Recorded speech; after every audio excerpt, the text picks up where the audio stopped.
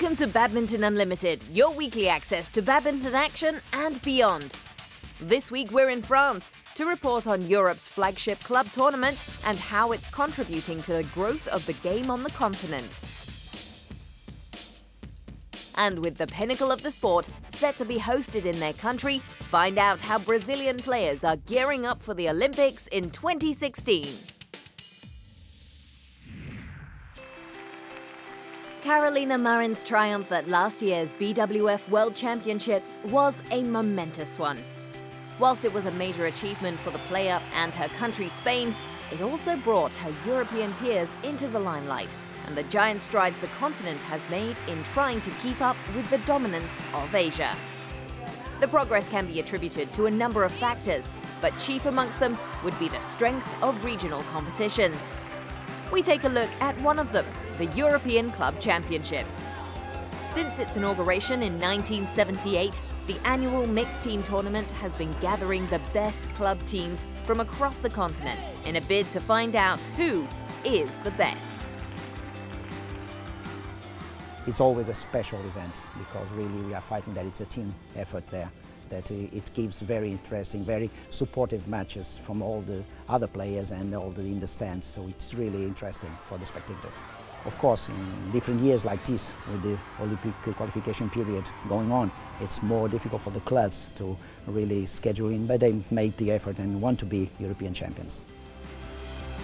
This year's edition of the tournament was held in the historic city of Tours, in central France, and we had our cameras there to find out just how it all works. 14 clubs are participating to this event. They went from all the European clubs, so for France it is Chambly and Aix-en-Provence, the main club. All these clubs have been qualified inside their own championship, national championship. So it is only the best club of each national championship, so they arrived in Tours this week. Tours is the third French city to host the championship in 3 years, with a fourth French venue slated to host the next edition.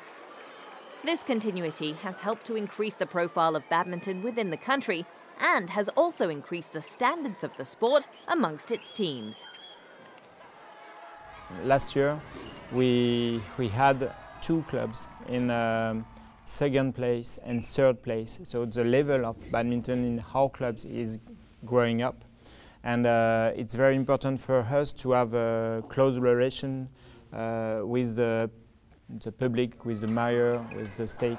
We're very excited to work together with the French organizers. This is the 3rd time in a row that they are organizing the European Club Championships. They have a really great team, they're very motivated and well prepared to host such an event. We work closely together. We started to prepare months before. We had a few meetings and we have a good cooperation with them, so we can make sure that everything is running smoothly.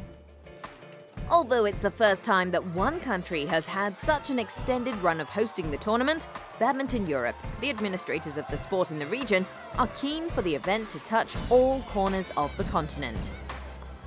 The hosting rights, of course, you understand, it's very open procedure that we have in our website. So there's some indicative rights, but people can apply, all the members can apply to run the European, the former Europe Cup, the European Club Championships. So it is very easy to really get the best option possible for the players, for the spectators, for everybody involved. So we just make the decision based on that. As tournament director, my challenge is to be sure that all the players will be well welcome. So means they will have all that they need to play in the best condition. I need also to welcome all the representative people. So means to prepare some meeting and yes, a lot of important moments to discuss. This year, some changes have also been introduced to the format of the tournament. Organisers have shortened the number of matches between teams with the aim of speeding up the game. It is hoped that with faster conclusion to the matches, the all-round experience is more attractive for both fans and players.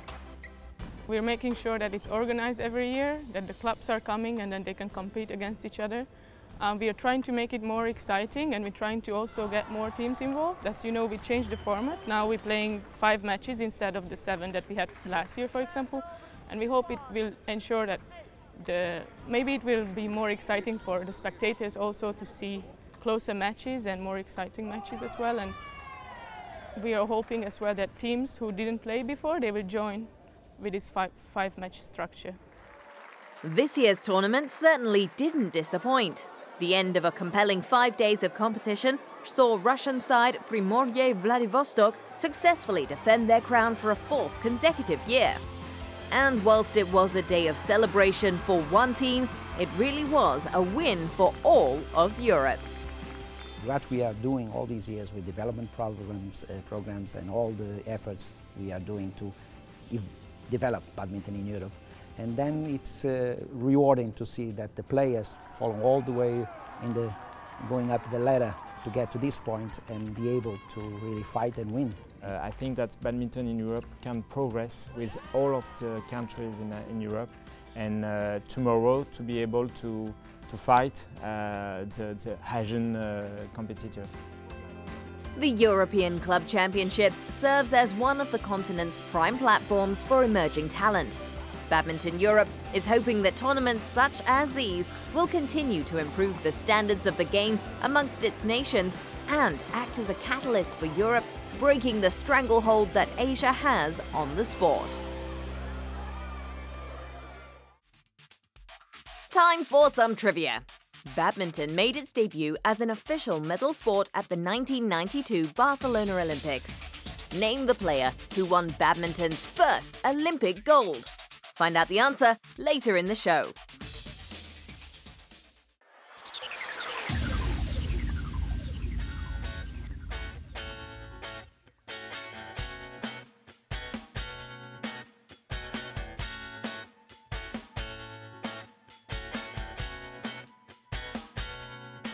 I think it's a movie called The Shawshank Redemption, or actually right now I'm watching more series, and I love Breaking Bad.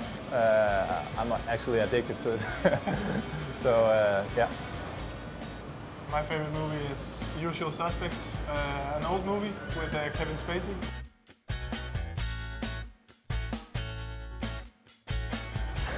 Oh, I would like to visit the Maldives some point in my life. It really looks nice, all the islands out there, and hopefully I'll get the chance sometime in the near future. And to be a little bit boring, I'll actually say the same thing as Colvin. I actually like to listen to boy bands. I'm a big fan of men singing, so I like Robbie Williams and Take That. Maybe you couldn't guess that, but that's the truth. Sorry. I don't like boy bands. No, my favorite singer is Frank Ocean. I really like his rhythm in the songs, and yeah, really like Frank Ocean.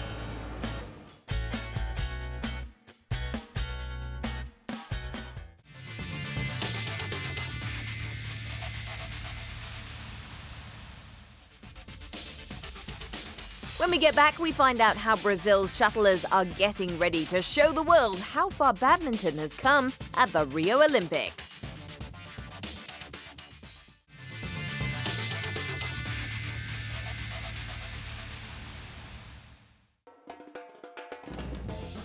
With golden beaches, tropical forests, majestic mountains, samba music, and its famous carnivals, Brazil is one of the world's most captivating places. The South American giant is also best known for its love of football, and with good reason. Brazil has a record 5 World Cup championships. The truth is, in Brazil, football is everything for people. Like, the first present is a football, like a ball. So I played football since kid until now, I can say. Like, sometimes with friends, the funny thing to do is football. Even in the warm-up, sometimes in the badminton center, we train, like, let's play football to warm up. So, I think everyone in Brazil knows how to play. Is in our DNA. It's hard to overstate the popularity of football in Brazil, but once Rio de Janeiro was chosen as host city of the 2016 Olympic Games, the Brazilian government started investing significant resources and funding into the development of all sports in the country. Badminton has been one of those sports that has benefited from the initiative. It has seen progress both internationally and nationally. Badminton is growing up already. Like we can see already in the schools, much more tournaments, much more players coming up. I think the Olympics is good because of that. A lot of people can see it's a different sport, it's a nice sport to play. The Olympics has been really good for Brazil. I mean, not only badminton, but all the smaller sports, because we're having more money, we're having more like media and people getting to know about badminton, and we're participating in the major events of BWF with the world-class players. Badminton Unlimited caught up with the Brazilian national team when they were competing at the Sudirman Cup in China recently. They told us more about the development of badminton in Brazil and their hopes of becoming the best in the region. In raising the level of badminton, one of the first things the Brazilian Badminton Federation did was to bring in a foreign coach. Former Portuguese #1 Marco Vasconcelos has been tasked with leading the national side. When I came to Brazil was in 2013, so we started with the national center and with the 16 players. We live in Campinas, it's 1.5 hours from São Paulo. And we live all together, the players at the same city. And they live with me. I live with 9 players, and the rest, they are from Campinas city. And we have been in TV almost every week in the newspapers, so it's been good for badminton. The people watch the interviews and the sport, and they are getting interesting for the sport. As the host nation, Brazil is guaranteed qualification spots for a male and female player in the singles events at the 2016 Olympics. It will be the first time Brazil will have an athlete in badminton at a Summer Games. We have already 2 sports, 1 girl and 1 boy, but we don't want to get these 2 sports. We want to qualify by ranking. At the moment we have 2 good players at the world ranking. Another 2 is coming up, so if it's possible to try in another discipline like ladies doubles, we are doing our best to do that. We just want to be proud to qualify the players by ranking is the main goal. With better infrastructure, funding and training programs, Badminton Brazil is starting to see positive returns on the international scene. At the Pan Am Badminton Championships last year, Brazil medaled in 3 individual events and finished 3rd in the team event. In Brazil, a few years ago and a long time ago, we don't have this level. Like we have now good rankings. Before Sudirman Cup, we play like 6th division. Now we are in the 2nd. Before we cannot beat Europeans. Now you can check in the results. We already beat someone. So I see that badminton is growing up. Like the level of the players, the number of the players is not only one. We have a team, a good team. So I think this is the right way. The progress of the sport has also seen more Brazilian shuttlers participate in BWF's major events. We had like 7 players playing the World Championships. It's a history for Brazil Federation to make this like getting like qualification for 7 players to play the World Championships. Last year we had 6 at the first list, and now we have 7. We need to have players like to getting top 30 in the world. This also is a main goal for us, to play the big events from BWF. So we need to have also some good players to promote the sport. And this, if we get these players at the high level, we can promote the sport. For the Brazil national team, the immediate goal is to perform well at the upcoming Pan Am Games in Toronto. Good results in Canada will help raise the team's standings and gain valuable points towards Olympic qualification. Main goal, I would say, main goal is to be #1 in Pan Am area. When I just came, we are like number 5, number 4 now. We are number 3, close to number 2. And the main goal is to be number 1.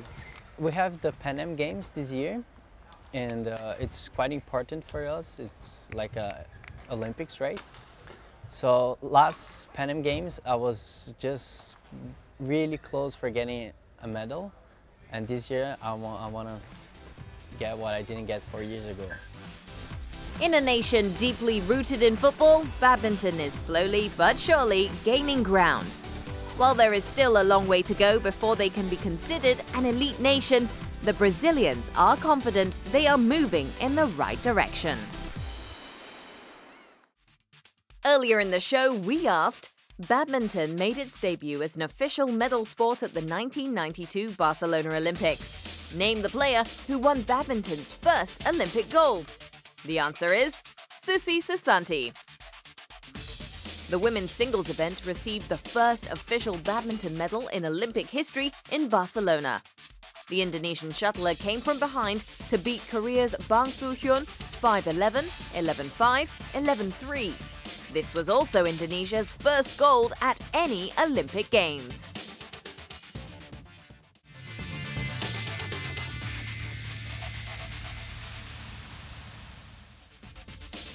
After the break, we find out about the godfather of Taiwan badminton, Wu Wen-ta.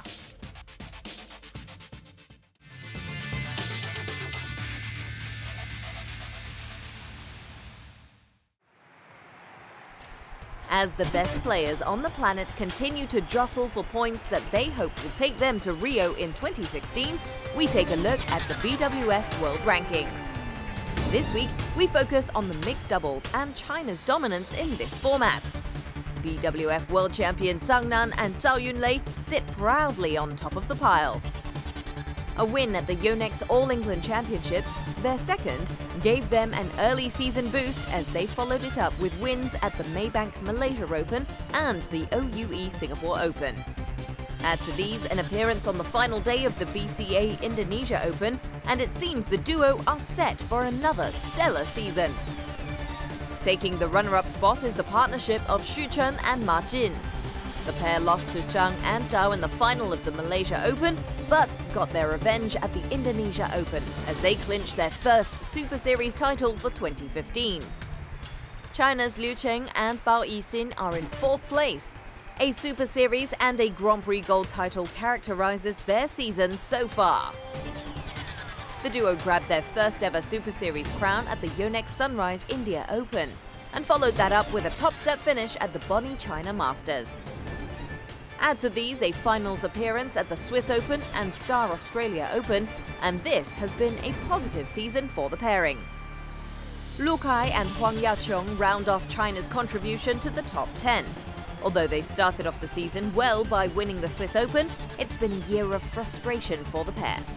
It's been mostly quarter-final finishes as they lacked the cutting edge at the end of tournaments. They will be hoping to turn things round in the second part of 2015.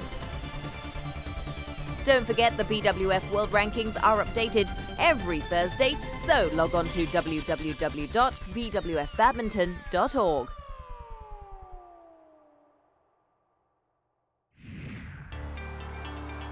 Sport is nothing without people, whether it's the players, the fans, or those who organize.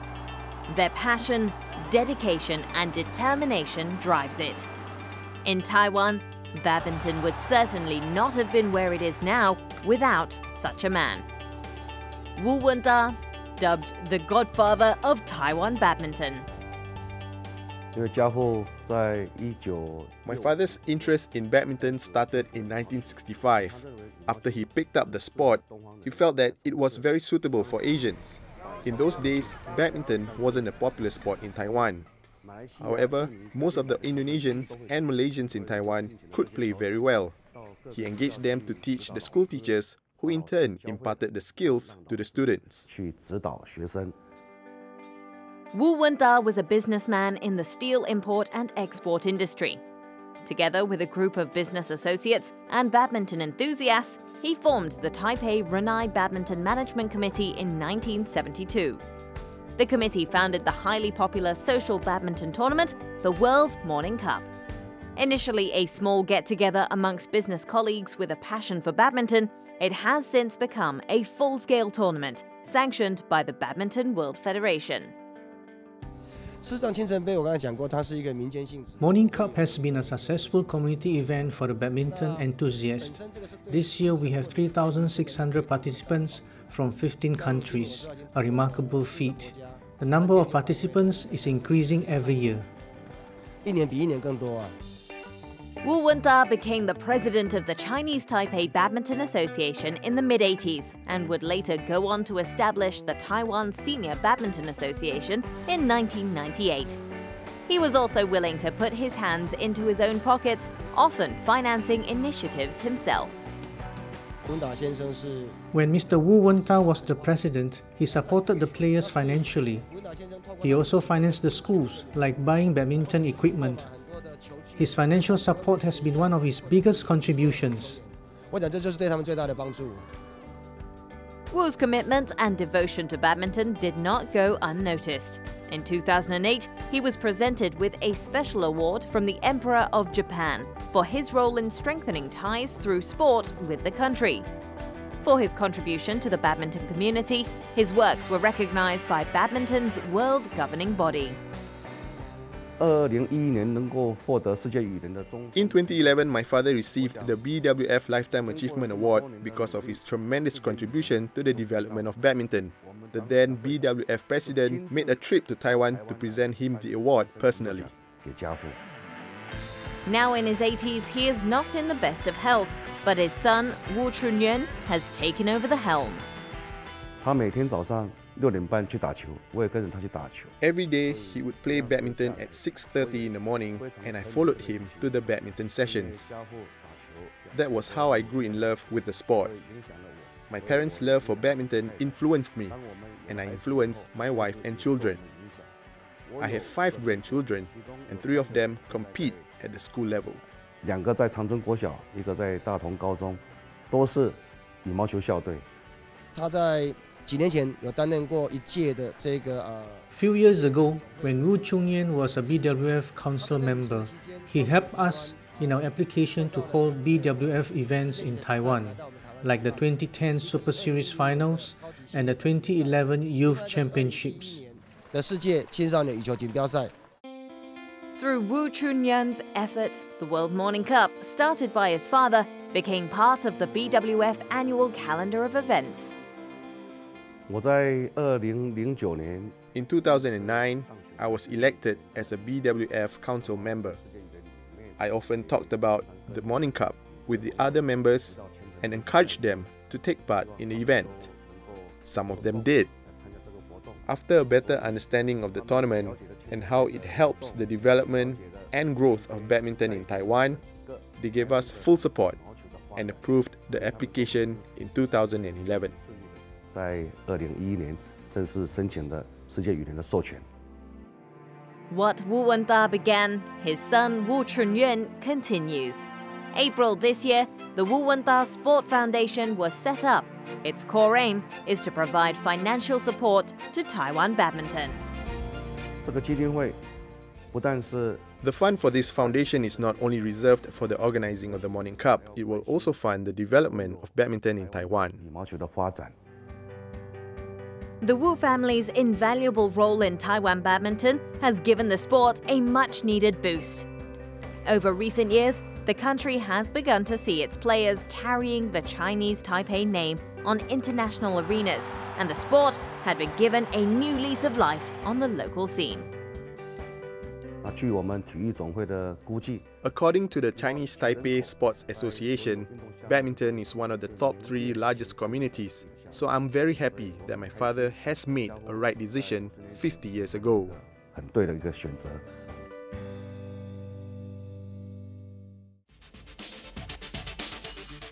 Let's take a look at what's happening on the international circuit in our Badminton Unlimited calendar.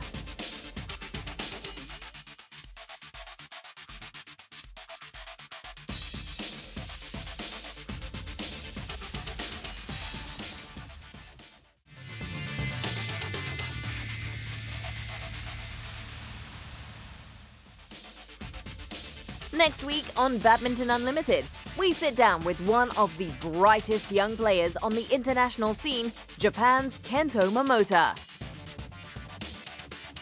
And we're in Cambodia to see how badminton is taking hold in the country. See you next week.